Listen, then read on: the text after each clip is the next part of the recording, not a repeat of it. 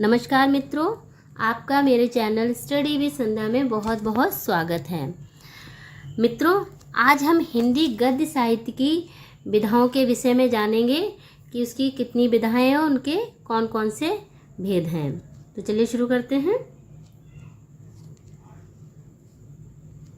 हिंदी गद्य साहित्य की विधाएं। हिंदी गद्य साहित्य की दो विधाएं होती हैं, प्रमुख विधाएं और गौड़ विधाएं। गौड़ विधाएं यानी जो लघु विधाएं होती हैं। तो सबसे पहले देखते हैं प्रमुख विधाएं। हिंदी गद्य साहित्य की प्रमुख विधाएं। सबसे पहले नाटक एक में क्या होता है कि इसमें एक मुख्य कथा होती है और उसके साथ साथ एक गौड़ कथा भी चलती रहती है, जो काफ़ी बृहद हो जाती है, काफ़ी बड़ी हो जाती है। और इसमें अनेक अंक होते हैं, अनेक पात्र होते हैं, एक से अधिक चरित्र होते हैं और जिसकी कथा वस्तु धीरे धीरे आगे बढ़ती है। फिर आता है कहानी। कहानी में एक कथा होती है जो मानव जीवन के किसी एक घटना को आधार बनाकर लिखी जाती है और इसका आकार लघु होता है, यानी कि छोटा होता है, और जिसमें कि जो हमारी जिज्ञासा है और जो कौतूहल है वो बढ़ता ही रहता है। और इसमें पात्रों की संख्या भी कम होती है, जैसे आपने पढ़ी होगी मुंशी प्रेमचंद की पंच परमेश्वर। इसके बाद आता है निबंध। निबंध अगर हम इसका विच्छेद करें तो होगा निधन बंध। ये दो शब्दों से मिलकर बना है, जिसका अर्थ होता है किसी भी विषय पर सुव्यवस्थित, विचारपूर्वक, रचनात्मक और क्रमबद्ध रूप से लिखना। और निबंध में जैसे एक शिव प्रसाद सितारे हिंद की राजा भोज का सपना, ये भी एक निबंध है। और सदा सुखलाल का सुरसुरा निर्णय, ये भी। इस तरह के कई निबंध हैं। इसके बाद आता है उपन्यास। अब उपन्यास में ये काफ़ी बृहद होता है। ये मानव जीवन के संपूर्ण जीवन को लक्ष्य बनाकर लिखा जाता है और इसका आकार यानी कि जो इसका कथा वस्तु होती है वो काफ़ी दीर्घ होती है, काफ़ी बड़ी होती है। और लेकिन इसकी जो कहानी की अपेक्षा जो इसकी जिज्ञासा होती है, जो इसकी कहानी की जिज्ञासा होती है, वो कहानी की अपेक्षाकृत काफ़ी कम होती है। और पात्रों की संख्या भी इसमें अत्यधिक होती है, जैसे मुंशी प्रेमचंद का गोदान भी एक उपन्यास है। आगे देखते हैं एकांकी। एकांकी के नाम से ही स्पष्ट हो रहा है कि एक अंक, यानी जिसमें सिर्फ एक अंक होता है और इसकी कथा वस्तु संक्षिप्त होती है और इसमें पात्रों की संख्या भी काफ़ी सीमित होती है। और जो इसका कथानक प्रारंभ से ही एक चरम लक्ष्य पर और तीव्र गति से आगे बढ़ता है, क्योंकि इसकी कथा वस्तु काफ़ी संक्षिप्त होती है। और इसके बाद आता है आलोचना। आलोचना होती है जैसे किसी साहित्यिक रचना को अच्छी तरह से परीक्षण कर जो उसके गुण दोष बताए जाते हैं, प्रकट किए जाते हैं, उसी को आलोचना विधा कहते हैं। अब आते हैं हम गौड़ विधाओं पर। हिंदी गद्य साहित्य की गौड़ विधाएं। गौड़ विधाओं में आते हैं संस्मरण, आत्मकथा, जीवनी, यात्रा वृत्तांत, रेखा चित्र, लघु कथा, रिपोर्टाज, साक्षात्कार, पत्र साहित्य, गद्य काव्य। इसके अतिरिक्त और भी विधाएं हैं, जैसे डायरी लेखन भी एक विधा है, गौड़ विधा है। गौड़ विधा मतलब एक लघु विधा। तो सबसे पहले देखते हैं संस्मरण। संस्मरण का अर्थ होता है भली भांति याद करना, यानी लेखक जो मन स्पर्शी स्मृतियों के आधार पर जो भी लिखता है, जो भी अपनी जो याददाश्त से लिखता है, जो उसने जीवन में कुछ घटनाओं को देखा होता है, उसको संस्मरण कहते हैं। जैसे शिवरानी देवी ने का संस्मरण है प्रेमचंद के घर में। महादेवी वर्मा ने पथ के साथी लिखा है। तो इस तरह संस्मरण हुआ। उसके पश्चात आता है आत्मकथा। आत्मकथा जैसा कि नाम से ही स्पष्ट है, स्वयं की कथा।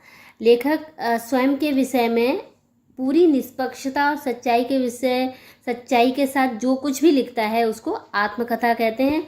जैसे महात्मा गांधी ने अपनी आत्मकथा लिखी है, आत्मकथा के नाम से ही है। और पंडित जवाहरलाल नेहरू ने मेरी कहानी अपनी आत्मकथा लिखी है।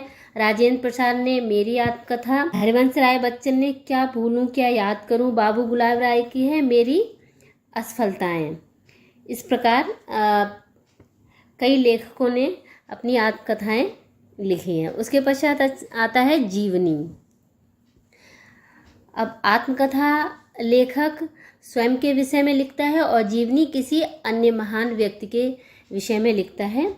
उसके जीवन से लेकर मृत्यु तक की जितनी भी घटनाएं होती हैं उनको एक क्रमबद्ध तरीके से लिखता है। जैसे गणेश शंकर विद्यार्थी ने गांधी जी के विषय में जीवनी लिखी है श्री गांधी के नाम से। और डॉक्टर राजेंद्र प्रसाद ने लिखी है चंपारण में महात्मा गांधी, गांधी जी के विषय में। और बाबू अमृत राय ने लिखी है कलम के सिपाही, मुंशी प्रेमचंद के विषय में।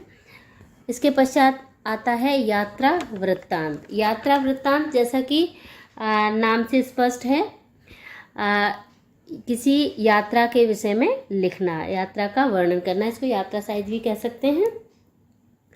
तो जब लेखक कहीं किसी यात्रा पे जाता है और वहाँ के किसी विशेष स्थलों को देखता है जो उसको बहुत सुंदर लगते हैं, तो उनका वर्णन जो अपनी लेखनी के माध्यम से करता है उसको यात्रा वृत्तांत या यात्रा साहित्य कहते हैं। जैसे डॉक्टर नगेंद्र ने लिखा है अप्रवासी की यात्राएं, उन्होंने अपनी एक यात्रा का वर्णन किया है इसमें। और कन्हैयालाल मिश्र ने हमारी जापान यात्रा, भारतेंद्र हरिश्चंद्र ने सरयू के पार की यात्रा, इस प्रकार यात्रा साहित्य का वर्णन किया है। उसके पश्चात आता है रेखा चित्र। रेखा चित्र जैसे चित्रकार अपनी लेखिका अपनी तूलिका के माध्यम से चित्र बनाता है, उसी प्रकार लेखक क्या करता है अपने शब्दों के माध्यम से, अपने शब्दों के रंगों से जो एक हमारे समक्ष एक चित्र उपस्थित कर देता है उस कहानी का, उसको रेखा चित्र कहते हैं। रेखा चित्र में जैसे महादेवी वर्मा का है अतीत के चलचित्र, स्मृति की रेखाएं, रामरक्ष वेनीपुरी की है माटी की मूर्ति, गेहूं और गुलाब इत्यादि, इस तरह रेखा चित्र। अब आता है लघु कथा। लघु कथा यानी लघु यानी छोटी छोटी कथा। उसके पश्चात रिपोर्टाज। रिपोर्टाज एक फ्रांसीसी शब्द है, इसको और अंग्रेजी के रिपोर्ट शब्द का पर्यायवाची है। और इसमें घटना का इस प्रकार वर्णन किया जाता है जैसे लेखक जो कुछ भी लिख रहा है मानो वो उसकी आंखों के समक्ष घटित हो रहा है, तो उसको रिपोर्टाज कहते हैं।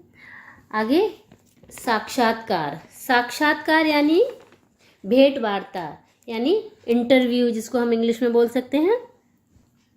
तो इसमें क्या होता है, लेखक किसी व्यक्ति विशेष से साक्षात्कार करके उसके संबंध में अपनी क्रिया प्रतिक्रियाओं को, अपनी पूर्व धारणाओं और रुचियों को उसमें व्यक्त करता है, उसको भेंट वार्ता या साक्षात्कार कहते हैं। जैसे राजेंद्र यादव की है काल्पनिक भेंट वार्ता, लक्ष्मीचंद जैन की काल्पनिक भेंट वार्ता। और उसके पश्चात आता है पत्र साहित्य। पत्र साहित्य ये भी नाम से हम स्पष्ट हो जाता है हमें। पत्र साहित्य गद्य की एक सशक्त विधा है जो पत्र के द्वारा आत्म प्रदर्शन विचारों की अभिव्यक्ति को अच्छी दिशा प्राप्त होती है। यानी कि लेखक जो लिखता है वो एक पत्र के रूप में लिखता है।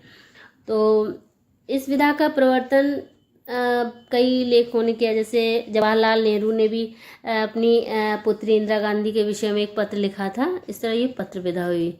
उसके बाद आता है गद्य काव्य।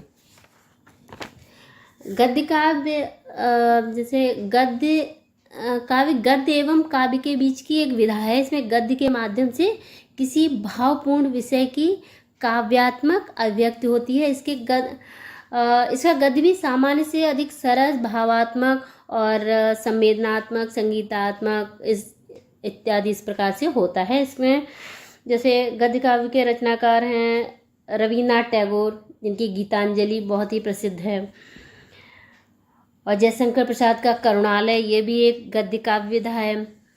तो इस तरह मैंने आपको हिंदी गद्य साहित्य की दोनों विधाओं के विषय में बताया है। आगे मैं इनमें जो इस संबंधित इनके भेद हैं कि जीवनी और आत्मकथा में क्या अंतर है, और साक्षात रिपोर्टाज और यात्रा वृत्तांत में क्या अंतर है, इस तरह जो भी कुछ इनमें डिफरेंसेस हैं, भेद हैं, वो मैं आपको आगे के वीडियो में बताऊंगी।